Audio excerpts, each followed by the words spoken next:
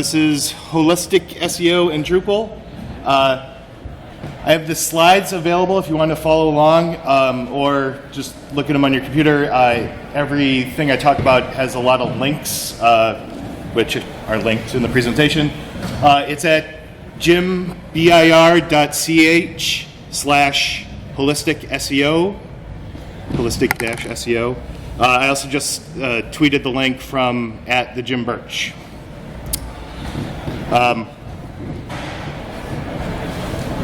This little guy up here is Lego Uncle Jim, in case you're wondering. My 9-year-old nephew gave him to me for Christmas a couple years ago. Uncle Jim, I made you as a Lego. Now he likes to travel around the world and talk about Drupal. I have some stickers back there, and I also have some stickers from MidCamp, the Midwest Drupal camp in Chicago. Love to see you there at the end of March, beginning of April next year. So those are on the back corners. So let's talk about holistic SEO and Drupal best practices in an ever-changing search landscape. Holistic SEO is a term used to describe development in which content, marketing, technical SEO, performance, security, user experience, and user intent all come together to create an ideal URL on the internet about a certain topic. So it's kind of everything possible, what we know about online, not only about keyword, but about topics. So we'll get into that in a minute. Why do we take a holistic approach to SEO? Ultimately, it benefits the user. SEOs have been doing tricks for years, but as search engine algorithms get more complex, we're not going to be able to control or predict their changes. Google has started using AI in their search results. The machines are going to start learning faster than the humans can compile and how we can react to those things. So it's better to take our investment and put it into a good structured approach rather than trying to game the system. So today's Google algorithm puts more value on topic and user intent than keywords. This has kind of been a major sea change in the way Google has responded. Once upon a time, we were able to create a piece of content like this lovely page I put on my blog, KR2, Fowdog, Udo 999, blah, blah, blah, blah, blah, blah. And we could get it to rank on Google. Awesome stuff. Except nobody's ever going to search for that. These days, one piece of holistically created content gets returned for multiple different searches, different worded searches. So this is my former industry. I used to be a hardwood flooring distributor, so this is something I could figure out, what I researched keywords for. This is HouseLogic.com's Guide to Hardwood Floor Finishes. It's a product guide. What kind of hardwood floor finishes are you going to use in your house? It's listed for hardwood floor finishes. It's a good piece of information. It returns for wood floor finish. It's semantics there, but good to know. It returns for how to finish a hardwood floor. It is not related to how to finish a hardwood floor, but somehow it's perceived as good information. And then wood floor finishing, which I'll get into, it yields a lot of different results. So it's a well-written article. It's an excellently architected site, and it comes from a domain with value. This domain's owned by Realtor, so it has a lot of good links, and it's owned for a long time, good server, good security. The piece of content has a nice big image at the top. It's over 1,000 words. It has great meta tags and JSONLD markup, JSON for linked data. It's very fast and responsive. It's mobile ready, and some more things. So here's the search results. Put that in, it's the first result. Awesome. Google treats this as primarily an informational search, but it has some transactional elements. So if you don't know, there's 3 basic types of searches that people do. Navigational, I want to go someplace. Informational, I want to learn something. And transactional, I usually want to buy something. So this page has a lot of informative links, and then it had the search box on the right. We also have similar results for wood floor finish. It's still the #1 result, but instead of the transactional, the shopping box being on the right, they moved it up top. So, Google changed it just slightly, even though the search results are really similar. Here's where it gets interesting. How to finish a hardwood floor. This is the 7th result on the page, the 9th result on the page. There's a knowledge box first, basically where Google is pulling content from somebody's website and giving them kind of a feature. And then a bunch of how-tos. Lowe's is first. This old house, there's videos in there, how-to. It's an informational search. Knowledge box and videos are all how-to. The knowledge box is actually from the 7th result, which is the same site as our page. And it includes our page. So like if I'm going to research how to finish a hardwood floor, I should know about the finish, right? And then the final search, wood floor finishing.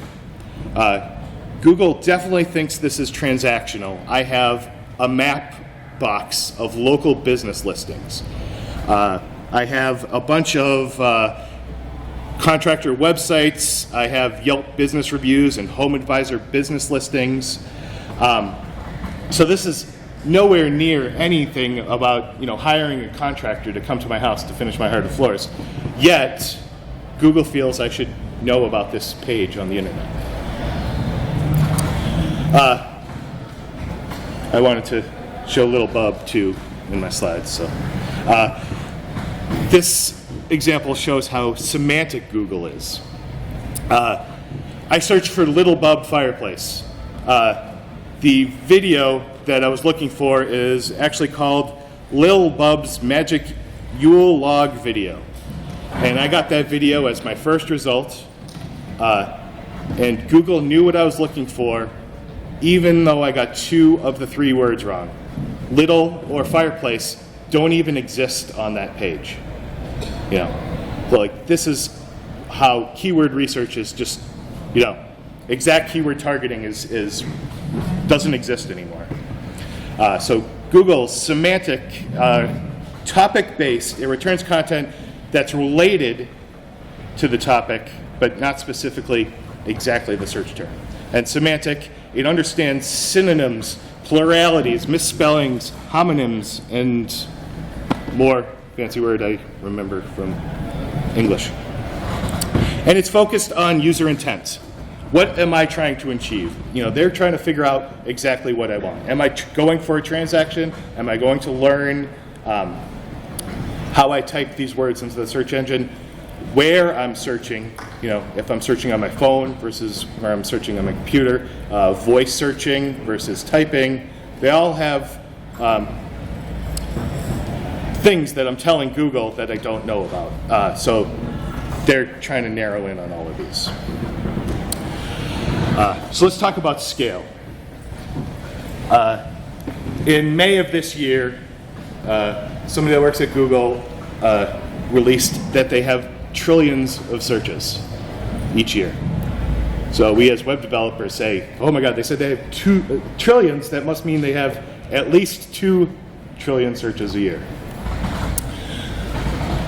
167 billion searches per month, 5.5 billion searches a day, 228 million searches an hour, 4 million per minute, 63,000 searches per second, at least.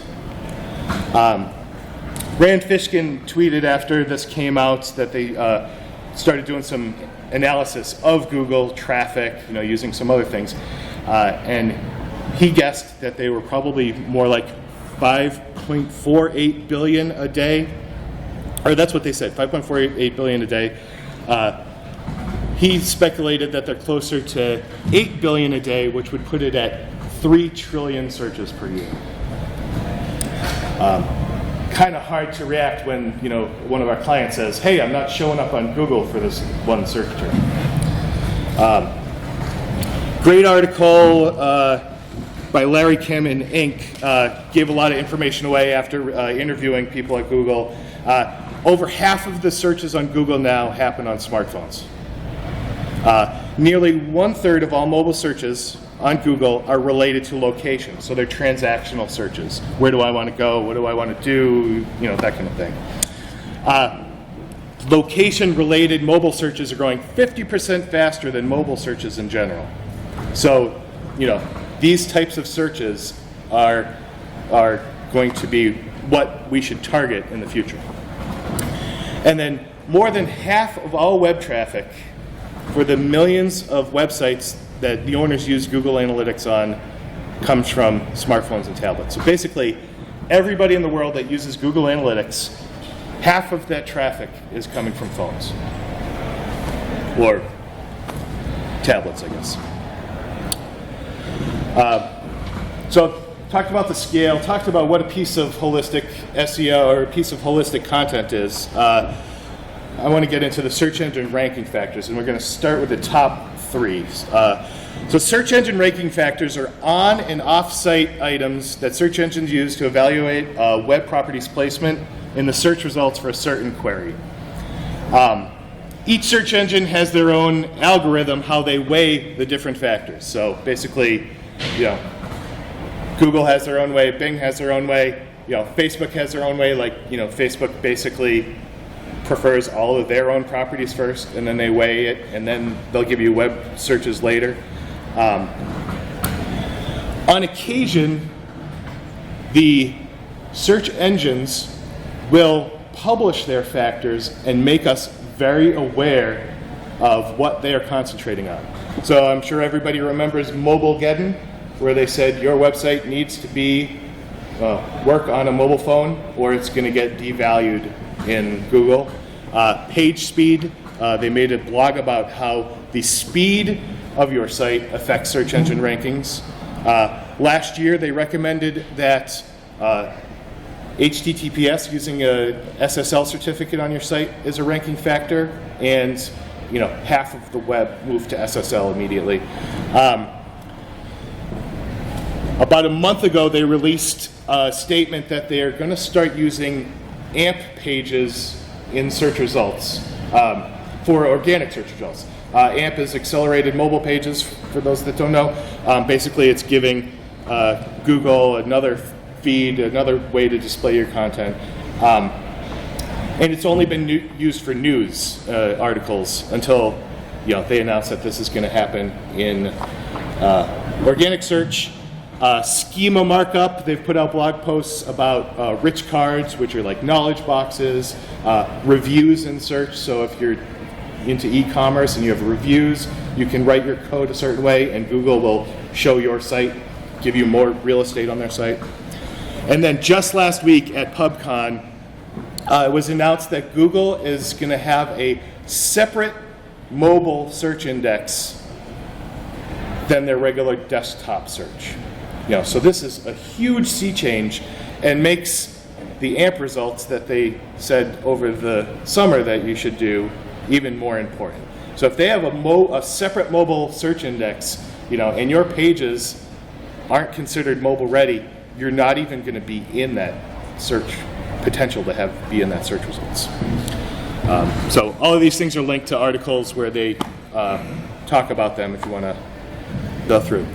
And then probably the biggest thing is that factors can be ranked differently for each and every search term. So no matter what the topic is, and from topic to topic, they're going to take these 200 search engine ranking factors and organize them differently.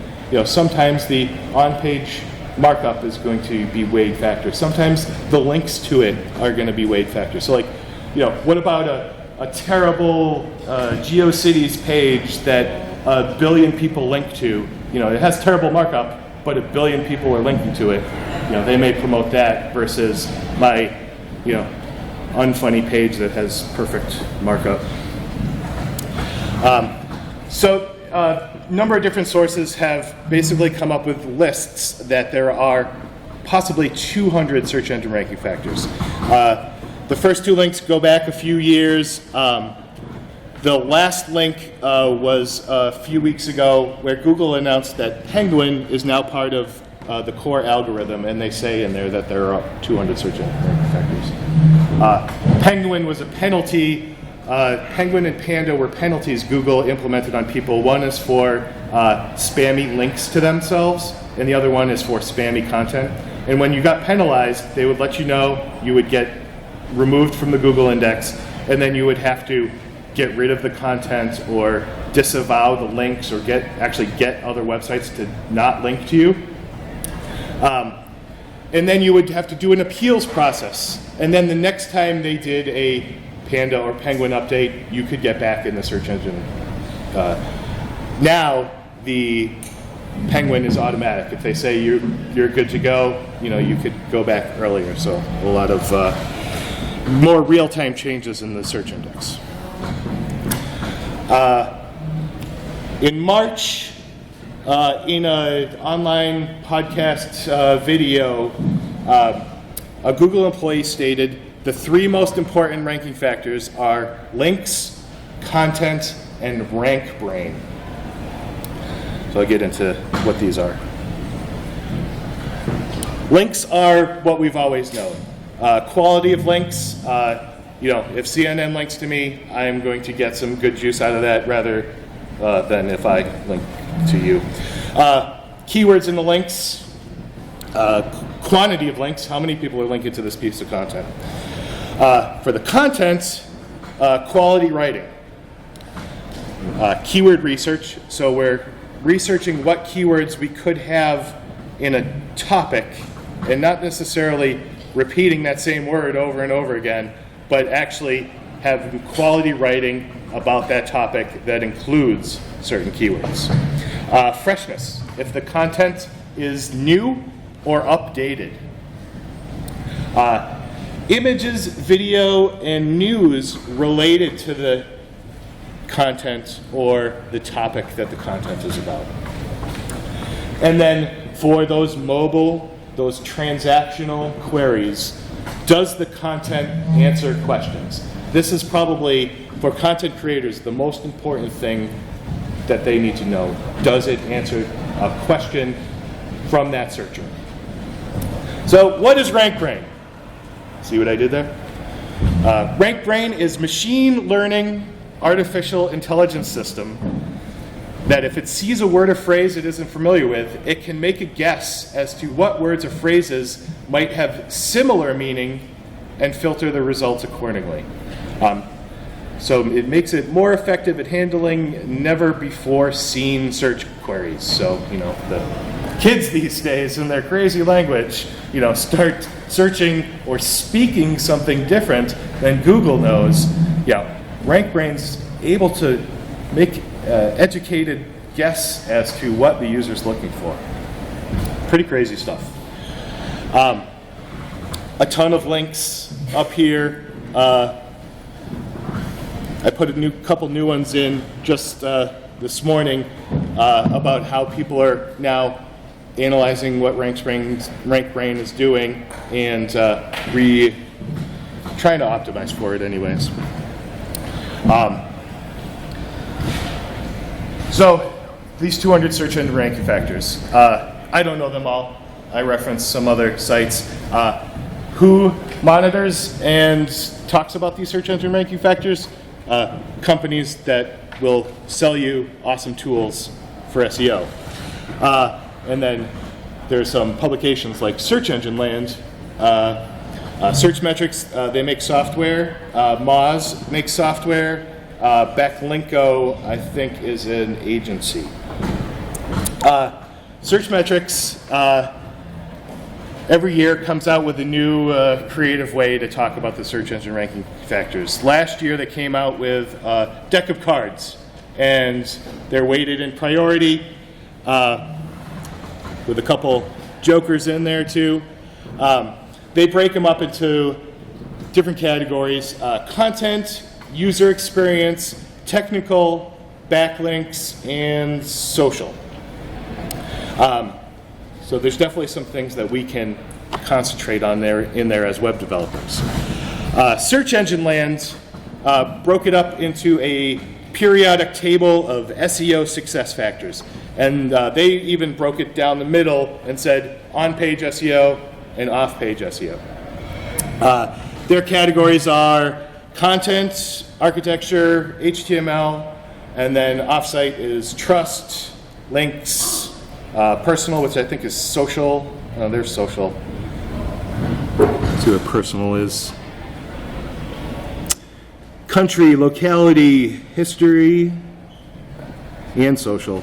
So personal is more like where you are, probably region, and mobile or not.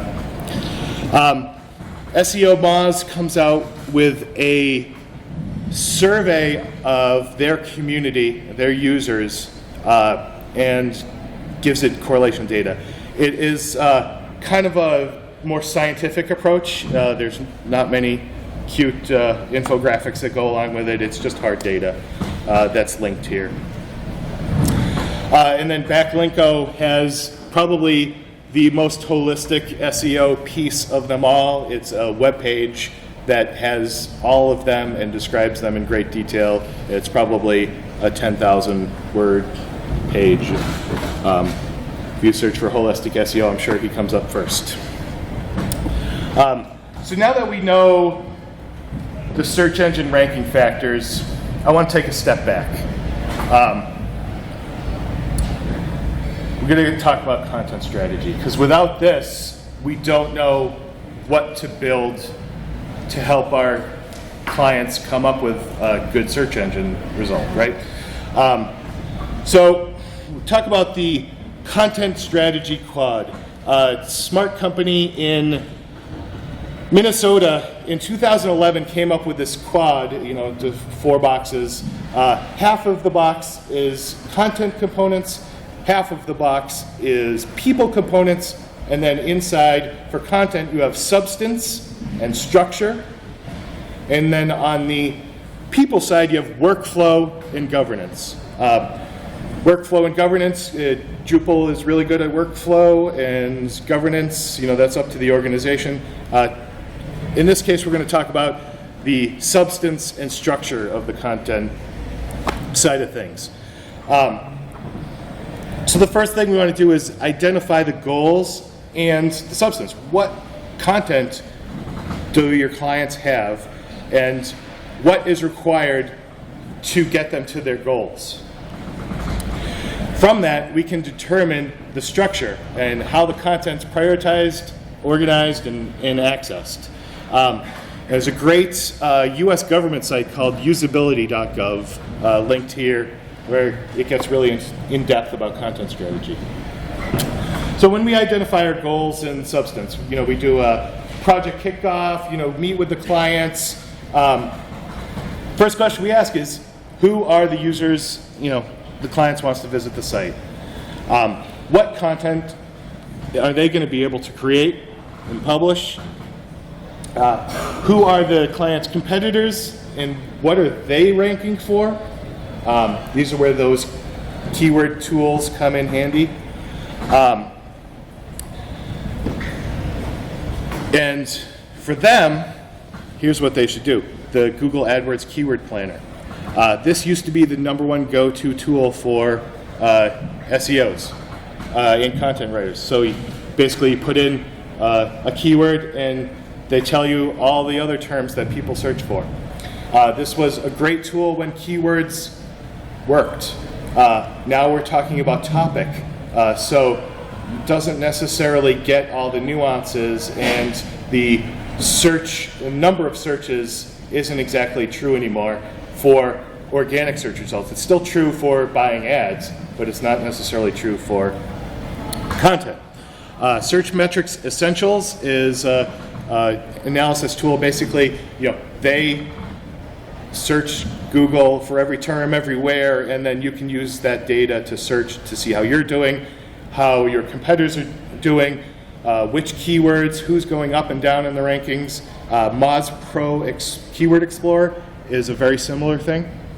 And then readability score. Now we have apps that can tell us how good our writing is, which is kind of scary. And I always don't do well. But you can just basically take your words, put it in a tool, and it can tell you that you should try a little harder. So then we can, on our side, determine the structure of the site. We can define our content types and entities. We're all awesome at that. We work on the sitemap of the pieces of content, the menu structure, the functionality we need, the views of the content types and entities. And then here's some of the Drupal tools that we use to connect them all. So entity reference fields, which is the awesome sauce that Drupal is. We can make a video content type and put it into a blog post. We can do the same thing with images, or we could define a movie or some kind of structured data and reference it from other places. Inline entity form is a way to have a layer on top of that reference field where you can either select an existing piece of content or you can add a new one. Pretty great, right inside the form. So if I have a piece of structured content like an author and I'm writing an article, I can use inline entity form to say, add Daryl. Daryl already exists in the system. Or I can pop add, and I can create Samantha and put all her info in there, not having to stop working on the article to leave and go create the author, then come back. Really, really good stuff. I'm a big fan of paragraphs. There's another one called ECK, Entity Construction Kit. They're great modules to allow you to build reorderable custom entities that can reference other things. So I could have that article, inside I have paragraphs, and I make a block of HTML, then I make a video, and then I make an image, and we need the image above the video. Well, you can just drag them around. A really good tool for content creators. And a really good way for us to define structured markup around those pieces of content. And then the token module can be used to bridge the entity fields to meta tag module and JSON linked data views. So I can basically say the title's the title and print it in the page. I can make a field and put it over here, and an image field that's on my content, I can make that the open graph image meta tag. So when people share it on Facebook, it has a nice beautiful image. Really powerful tool. So let's talk about ways that we can get into the technical side in Drupal. All right, is the site easily crawlable? This is basically from the search engine land, the periodic table. So the first thing is a well thought out menu. When Googlebot comes and hits your site, can it spider out and get to every point in your site? So the menu is a huge thing. Breadcrumbs. Breadcrumbs with schema.org markup. So if you say this is a breadcrumb and this is the trail of the content, it not only adds structure to your site, you will get extra links on Google for the search results. So it has your title, your description, and then you could get some actual, here are the parents of this page.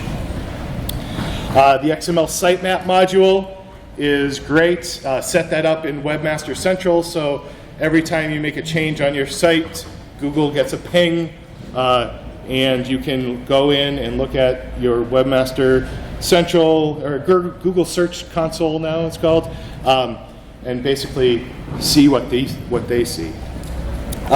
Friendly URLs from the Path Auto module that follow that same structure that you set up with the menu. So basically this is, instead of node 56, it's keywords. Make sure there's no duplicate content.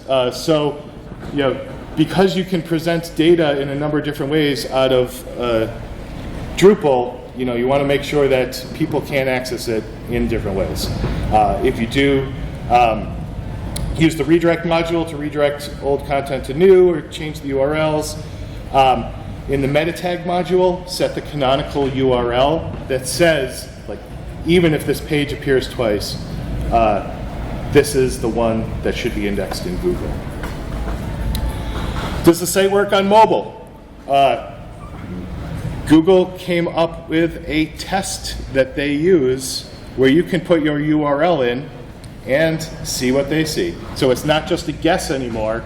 It is a test that you can pass yes or no. So you should put this in your development workflow, not only for the home page and your category page, your article page, you should do a number of different tests to verify, because they're going to come up with things now that say your buttons don't have enough spacing for my big fat fingers to hit them. Your links are too close together. Even though your columns are great, you still need to tweak a couple things to get that works on mobile approval from Google. Does the site load quickly? Drupal has so many different layers of caching that there are a lot smarter people than me that can talk about those. But definitely do some kind of caching in Drupal. Use a CDN, a content delivery network. Cloudflare, Akamai, another, Fastly. These are services that you can buy to put in front of your server. They do caching at a network server level and distribute the traffic around the world. So basically, they cache your product, your website, and deliver it a lot faster than we could do on our affordable servers.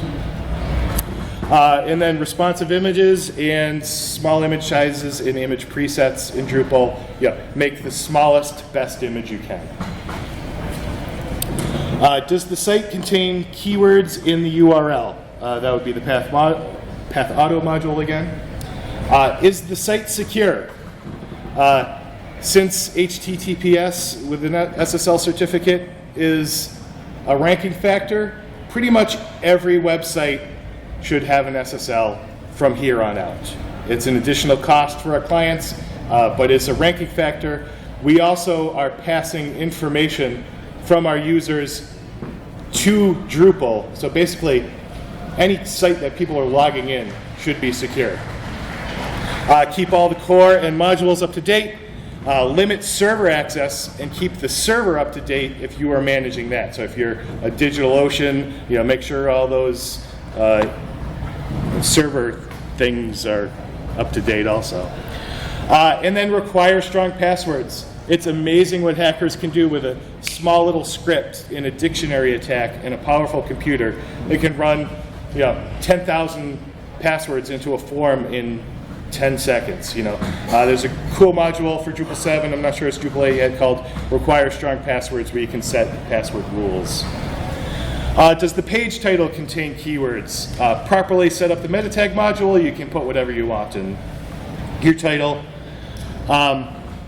Does the meta description describe the pages? So we as Drupal developers have the ability to set a summary, right? Which is going to be the first 300 characters of the body. But the first 300 characters of the body of a page doesn't necessarily describe the pages. So if I were to set up a site, what I usually do is we have the content, but I also create a teaser field, which I use the token of the teaser field to put it in the meta tag module, and I force my content creators to describe the page. This is what people will see in the search engine. This is what people will see on Facebook and Twitter and LinkedIn. They should describe what this piece of content is about, maybe why somebody would want to read it. It gives you, thinking about looking at your content from that point of view, gives you a different look about, what people are going to see, not when you get to the page, because that's what a lot of people just solely focus on. It gives you some empathy for the users. The same goes for a featured image field. Even if you don't display it on the page, you can have a field in Drupal that we use to upload an image and set that as the meta tag and use it on Facebook and Twitter, and basically you could have the same as the featured image on the page, but you could add some words to it too. There's a lot of creative things you can do if you have that separate field. Does the site use structured data? This is schema.org markup. This is a little harder to implement. We're going to put it in our themes and sometimes even in the content. This is a TV station markup, a broadcast service. There are schemas for almost any type of content you can think about. So basically the first div defines the type, and then every schema type has different fields, and these are item props. So this has a name, a display name, what video format it is, what time zone they're in, and a subtype, which is broadcast affiliate of, and then ABC in there. So they can be nested. This is a huge ranking factor right now, because you are actually telling Google what this piece of content is. And this is where you can apply to those paragraphs or ECKs that basically, you have small little chunks of content all defined on what it is. Similar, the JSONLD, JavaScript Object Notation for Linked Data, takes those same type of schemas and prints it in JavaScript, not necessarily in HTML. This is good for apps, which is what it was created for. Sometimes you don't have meta tags or HTML markup. Sometimes you're bringing in content in an Ajax-y scrolling kind of way. These little chunks of JavaScript can come with it. Every website could use structured data. If you have a location, a business location, if you have people on your site, anything possible in the world that somebody's trying to sell, there's schemas for those. Proper use of headers. Basically, this is going to be the same as accessibility. What's good for accessibility is good for SEO. Proper ordered use of H1, H2, H3. We always remove the H1 from the WYSIWYG because we're going to define it in the template. And in the theme, I always remove H3 from the block headers, which has been in Drupal for the longest time, to reserve that for content use, because basically your blocks are not going to be your most important thing, or your third most important thing on those page. Okay, getting to the end, here is a huge list of tools that developers can use. I guess the first one's a tip. Google defines best practices. It is like the textbook for proper, what Google sees as building proper websites. Laid out beautifully. It is a beautiful website into itself, and there's just so much information there. Google has a structured data testing tool, so once you build your schema in your Twig templates or your PHP templates or just your content, you can take that, copy and paste it, put it in this tool, and see how you did, and see if you did it successfully. On the flip side, they have a structured data markup helper. So if you have structured data, you can put that structured data into this tool, and it will output what schema markup would look like. Google Page Speed Insights. Once your site is built or while you are building, you can use this tool to check how fast it is. The Google Mobile Friendly Test that I linked to earlier. If any of you send out emails, Schema now has email markup. So they have an email markup tester. This is how, when you see on your phone, it describes what you are. If you're using any of the Google apps, it'll put, travel things together, or it'll put, I guess travel's first in mind, but transactional, shopping, that kind of thing. So you can actually do schema for emails. And then Google Search Console basically is kind of like your analytics tool for the Google search. Used to be called Google Webmasters Central. And then a couple days ago, they released the Google AMP test. So you can put in your AMP URL and see if it passes their standards. The Google Search Console has a bunch of tools in there. View and crawl errors, fetches Google robot tester, robots.txt tester, where you can submit your sitemaps, and if you have a problem, you can configure URL parameters. I believe that is it. Here's some of the blogs that I follow. Search Engine Land, Search Engine Journal, Searchmetrics, Moz, and Google Webmaster blog is pretty awesome too. And that's it. You guys can all go eat lunch or ask me any questions you want. Thank you. No problem. Since meta tags aren't part of the factors, why are you including them? And where are you ranking them, and how important to attend to them? Meta tags would fall under, to me, would fall under the social category, because I'm building those for Facebook, Twitter, LinkedIn, and I get the fringe benefit of purely the description that shows up in Google, the meta description, and then the other one, most important one, would be the canonical URL. That's also a meta tag. You're going to make all your websites secure. Currently it's not secure. It's easy to make it more HTTPS. Something to consider, but is that going to be affecting the page ranking? Yes. Yes. So when you go from not SSL to SSL, you always redirect everything, right? So you can do that on a global level, HTTP to HTTPS. While the site goes through a 301 redirect, it does lose some search engine placement while that happens until Google adjusts it. So there are some tactics that people do. Well, they will move portions of the site at a time, to not get that hit all at once in one period of time, but to spread it out over, a quarter or a 6-month time, depending on the size of your site. For big site. Big site. Yeah. Anyone else? Awesome. I'm around. Oh, yes. So the cost of SSL is one thing, I go with the $30 a month on Pantheon SSL, and I've gone with $100 ones. There's a bunch of free options. There's free options also that you can set too. That require you to just maintain them more. Use Cloudflare and Pantheon to get a free SSL. Yeah. So, yeah, just as long as you have one, and it's. $400 one isn't any better than $35. I would maybe talk to security experts to answer that question. As far as search engine ranking factors, no, it's just an SSL, and that the SSL is valid. Anyone else?